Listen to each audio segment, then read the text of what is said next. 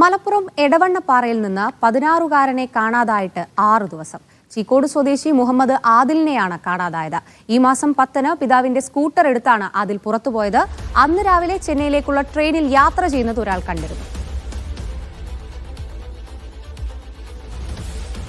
വിവരങ്ങൾ നൽകാനായി ദൃശ്യ പുതിയടത്ത് ചേരുന്നുണ്ട്. ദൃശ്യ, ഈ കുട്ടിയെ കാണാതായിട്ട് 6 ദിവസം പിന്നിട്ടിരിക്കുന്നു. ഇതുമായി ബന്ധപ്പെട്ട് എന്തെങ്കിലും വിവരങ്ങൾ ലഭ്യമായിട്ടുണ്ടോ?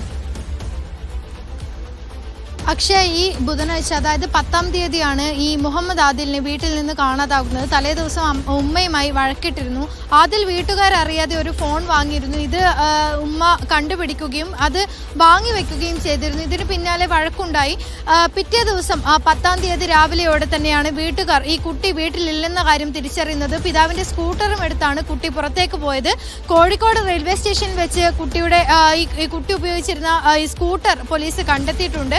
രാവിലെ 7:30-യോടെ കുട്ടി വീട്ടിലില്ലെന്ന കാര്യം അറിയുന്ന മാതാപിതാക്കൾ വാഴക്കാട് സ്റ്റേഷനിൽ പരാതി നൽകുന്നു.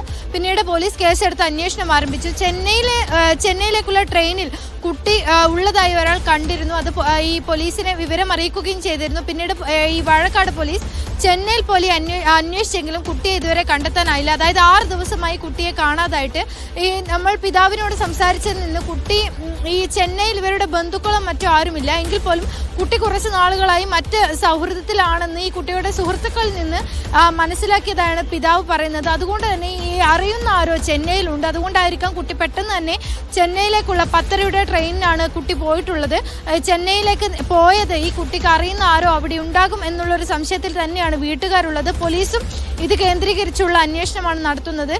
കുട്ടി വീട്ടുകാരറിയാതെയാണ് ഫോൺ വാങ്ങിയത്. ഇത് ചോദ്യം ചെയ്തതിനെ തുടർന്നുള്ള ദേഷ്യത്തിലാണ് കുട്ടി ഈ 10-ാം തീയതി രാവിലെ വീട് വിട്ടിറങ്ങിയത്.